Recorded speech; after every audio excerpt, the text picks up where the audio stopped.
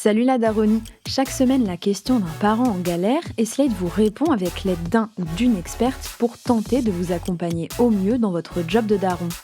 Au menu de cet épisode de Salut la Daronie, une petite fille très turbulente, voire pour parler familièrement, une sale gosse. Noémie a 8 ans et elle est particulièrement colérique.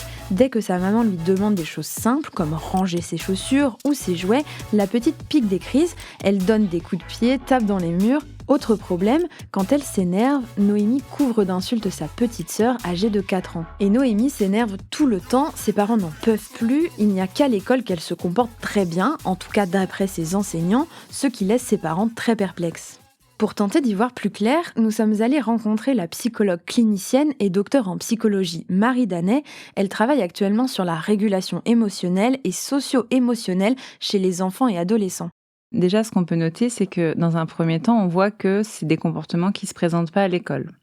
Donc c'est plutôt bon signe parce que plus des comportements difficiles vont se répéter dans des endroits variés, et moins ce sera de bons pronostics entre guillemets, dans le sens où ça veut dire que les difficultés de l'enfant sont plus sévères. Là, le fait qu'elle se comporte bien à l'école et qu'il n'y ait pas de difficultés particulières, ça montre qu'elle a la capacité de se contenir, de pouvoir gérer ses émotions dans un autre contexte. Alors parfois, ce qui peut se passer, c'est que finalement, il y a comme des normes qui s'installent dans chacun des environnements, et du coup, l'enfant, sans forcément le mentaliser en disant voilà, là je suis à l'école, je dois faire attention, se conforme aux attentes qui sont liées au milieu. Et donc c'est vrai que dans le milieu scolaire, l'enfant va pouvoir imiter aussi ce qui se passe avec ses camarades et donc se conformer plus facilement qu'à la maison où du coup il peut se permettre, entre guillemets, de pouvoir déborder davantage dans le sens où c'est un lieu qui est censé être sécurisant et donc on peut s'autoriser plus facilement à exprimer ses émotions. Pour la psychologue, le problème tient peut-être de la rivalité entre les deux sœurs. Finalement, on constate que dès lors que le deuxième ou les suivants commencent à se déplacer et commencent du coup à pouvoir investir l'espace, c'est-à-dire que du coup, l'enfant, le petit frère ou la petite sœur commence à devenir une menace pour son propre espace. C'est pas toujours présent, mais parce que d'une part, c'est le fait de découvrir qu'on n'est plus unique. C'est-à-dire que on n'est plus un être à part entière pour les parents. En fait, on doit partager le temps, l'investissement affectif, parfois aussi l'espace matériel avec quelqu'un d'autre, alors que finalement, on pouvait très bien s'accommoder d'avoir l'attention entière des parents. Et parfois, les enfants ressentent le besoin de se battre pour garder leur place dans le cœur des parents, ce qui n'est pas la réalité, mais ça peut être les perceptions des enfants. Au-delà de la rivalité au sein des fratries, il y a aussi la personnalité de chacun des enfants qui commence à se développer. Des enfants peuvent avoir de la rivalité aussi parce qu'ils n'ont pas le même tempérament. C'est-à-dire qu'on peut avoir dans une fratrie un enfant qui peut avoir un tempérament plutôt solitaire où il a besoin d'avoir son espace, son temps. Et puis par ailleurs, un autre enfant qui, au contraire, a besoin d'être beaucoup en relation avec les autres, donc qui va constamment aller chercher son frère ou sa sœur. Et donc, du coup, dans ces cas-là, on peut avoir des conflits fraternels sans nécessairement que ce soit vraiment de la rivalité, mais qu'on peut la confondre avec de la rivalité.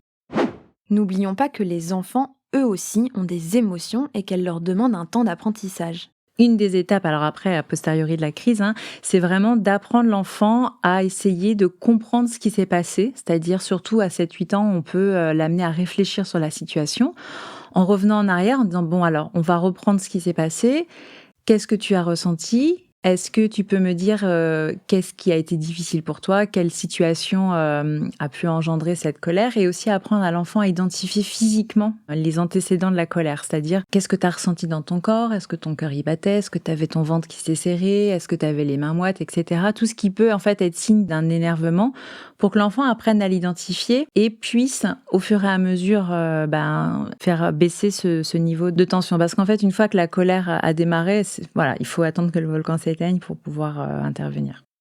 Chez les enfants, la colère est souvent une émotion qui se manifeste de manière un peu plus bruyante pour les parents. Il faut voir le contexte, c'est-à-dire est-ce que, par exemple, les parents ont demandé à la petite fille de mettre le couvert ou de mettre ses chaussures ou autre à un moment où elle faisait une activité plaisante. Et donc là, parfois, il y a un problème de temporalité entre les parents et les enfants, où les parents attendent que les enfants répondent immédiatement à leurs demandes, alors que les enfants peuvent être engagés psychiquement dans quelque chose qui leur plaît. Et donc forcément, d'abandonner ça pour faire quelque chose qui est peut-être moins plaisant, ça peut créer des tensions. Essayer de raisonner un enfant qui est en train de faire une colère, c'est pas possible parce qu'il est pas du tout accessible, en fait. C'est un peu comme s'il y avait un feu dans son cerveau et du coup, il est en alerte et du coup, il peut pas entendre raison en disant « mais vas-y, calme-toi, etc. » Mais qu'est-ce que cette maman peut faire concrètement quand sa fille est en pleine crise ? Parfois, un enfant peut avoir besoin de rester un peu seul pour se calmer, mais dans ces cas-là, ça doit pas être vécu sous une punition. Ça doit être expliqué à l'enfant, voilà, c'est pas une punition.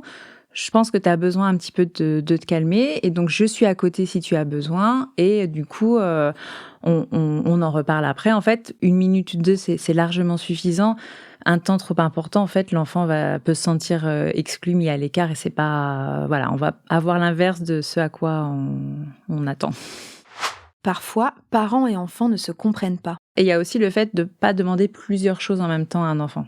C'est-à-dire de pas lui dire écoute, tu mets tes chaussures et puis tu mets ton manteau et puis après tu vas chercher ton sac à dos, etc. Parce que du coup, en termes de surcharge cognitive, il y a des enfants qui ont des capacités d'attention qui sont moins importantes que les autres. Et donc, du coup, ils vont retenir moins d'informations. Donc, il y a des chances que ça passe, il y en a 1 ou 2 qui passent à la trappe. Et que du coup, l'enfant n'arrive pas à planifier ce qu'il doit faire. Et donc, finalement, face à ces difficultés, il peut décider, par exemple, de ne rien faire ou oublier la moitié, ce qui peut après dire « Mais non, mais je t'avais dit, mets tes chaussures !» On espère que ça aidera tous les parents confrontés au même genre de situation. C'était Salut la Daronie, un podcast de Slate Podcast. Salut la Daronie est adapté d'une chronique de Slate.com. À la direction éditoriale, Christophe Caron. À la production éditoriale, Nina Pareja. À l'écriture, la présentation et la réalisation, Mona Delahaye. Si vous souhaitez témoigner pour Salut la Daronie, n'hésitez pas à nous écrire à podcast@slate.fr.